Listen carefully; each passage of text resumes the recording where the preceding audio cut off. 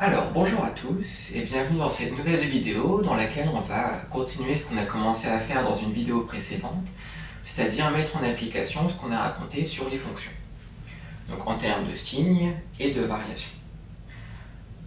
Donc dans une vidéo précédente, on a montré que la fonction racine carrée était croissante. Donc là, on va faire à peu près la même chose sur une autre fonction de référence qui est la fonction inverse, qui comme son nom l'indique, associe à x son inverse, et qui est définie sur R étoile et à valeur dans R. Donc là, pourquoi est-ce que c'est défini sur R étoile? Parce que là, il y a du x au dénominateur et qu'on ne peut pas diviser par 0. C'est très mal de diviser par 0 en maths, enfin en maths, en physique, c'est très mal de diviser par 0 de manière générale. Ne faites pas ça. Et donc, pour ne pas faire ça, justement, ici, on exclut le 0 du domaine de définition.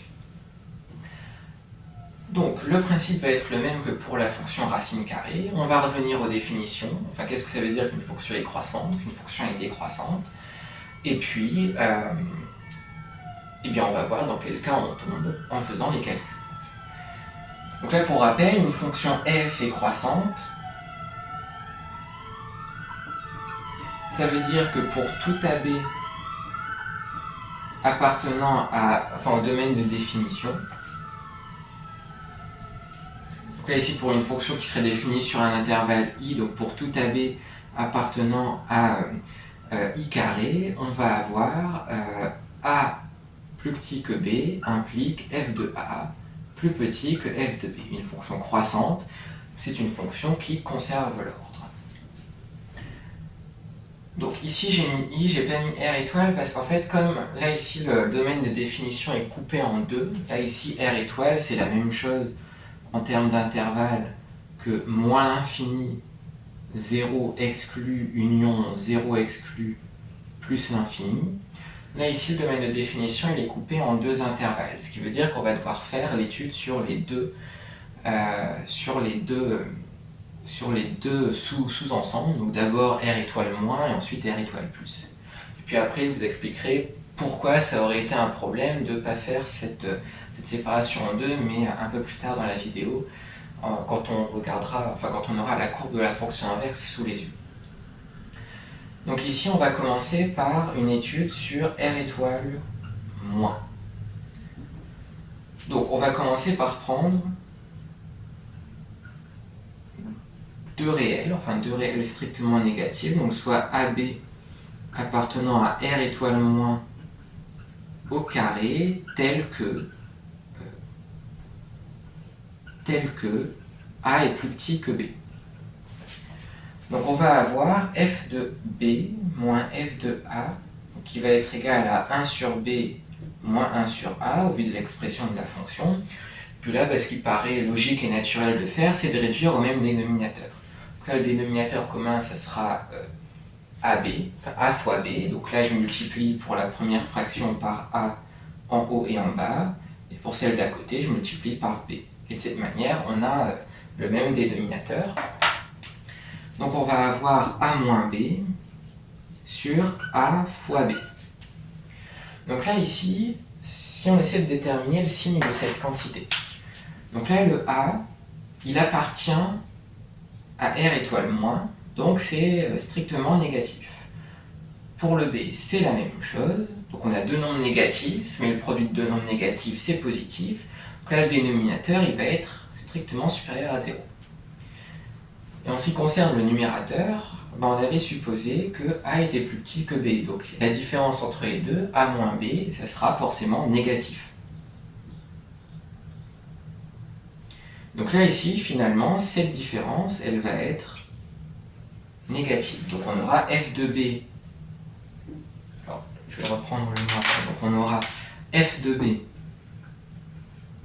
moins f de A qui est inférieur à 0.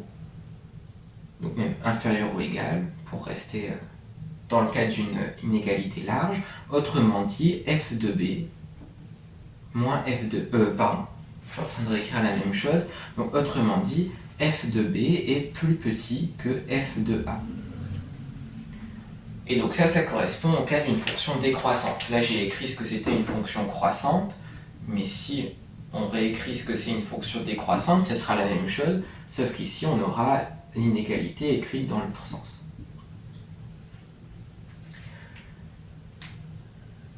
Donc on a montré que sur R étoile moins, la fonction était décroissante.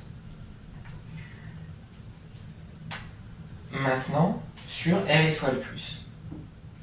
Il nous reste l'autre moitié du travail à faire, mais ça va aller vite parce qu'on a déjà fait une partie. Là, en fait, quand on a fait ce calcul-là, jusqu'ici, on n'a rien supposé sur le signe ni de A ni de B. Donc, on peut réutiliser ce qu'on a fait là. Donc, il faut toujours soit AB appartenant à R étoile plus, cette fois-ci au carré, tel que A est plus petit que B. Donc là, on va avoir f de b moins f de a, donc les calculs sont les mêmes, on peut directement sauter jusqu'à a moins b sur a fois b. Et là, ça va être à peu près la même chose. Au numérateur, on a encore supposé qu'a était plus petit que b, donc la différence entre les deux, elle est négative.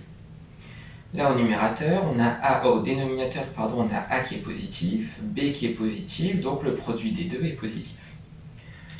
Et puis donc numérateur négatif, dénominateur positif, quand on fait le quotient entre les deux, on récupère une quantité qui est négative. Donc on se retrouve dans le même cas de figure, au final f de b moins f de a est plus petit que 0, donc f de b est plus petit que f de a, et on récupère une fonction décroissante. Et donc encore une fois, les variations d'une fonction peuvent être récapitulées dans un tableau qu'on appelle un tableau de variation. Après, il va y avoir un élément nouveau par rapport à celui de la racine carrée, puisqu'ici on a ce qu'on appelle une valeur interdite, en l'occurrence le 0, en lequel la fonction n'est pas définie.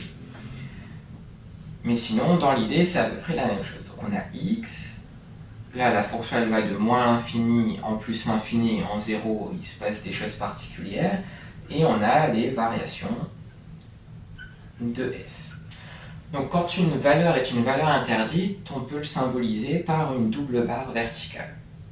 Et ensuite, là ici on a dit que la fonction était décroissante sur R étoile moins, donc sur cette partie, et qu'elle était aussi décroissante sur R étoile plus. Donc ça c'est le tableau de variation de la fonction inverse. Je pense que c'est le bon moment pour revenir sur un point que j'ai évoqué au début de la vidéo. Le graphe de la fonction inverse, c'est quelque chose comme ça. C'est ce qu'on appelle une hyperbole. Et là, j'aimerais prendre 2 minutes pour expliquer pourquoi c'était important de travailler sur les deux sous-ensembles, sur les deux sous-intervalles séparément. Parce qu'en fait, ici, si on avait pris un A, par exemple, qui était de ce côté-là, et un B qui était ici, par exemple, donc là, on a bien A qui est plus petit que B, donc ça correspond au cas dans lequel on s'était placé. Par contre, si on regarde les images, f de B il est ici, f de A il est quelque part là, et donc on a f de A qui est plus petit que f de B. Et donc en regardant ça, on se dit la fonction elle est croissante, alors que non, elle n'est pas croissante, ça se voit, comme le nez au milieu de la figure, là, elle est décroissante. Et donc c'est pour ça que quand l'intervalle est coupé en deux à cause d'une valeur interdite par exemple, il faut, si on souhaite revenir à la définition de ce que c'est qu'une fonction croissante ou décroissante, il faut vraiment travailler sur chaque intervalle séparément. Parce que là, ce qui fait qu'on a un problème si on prend un A du côté des négatifs et un B du côté des positifs, c'est que là il y a un énorme saut. Quand on arrive tout proche de 0 par ici, on descend, et pouf, juste après 0, on démarre de très haut. Donc c'est pour ça que c'était important de travailler, de couper le travail en deux moitiés. Et donc, maintenant, on a parlé des variations, on peut parler du signe de la fonction.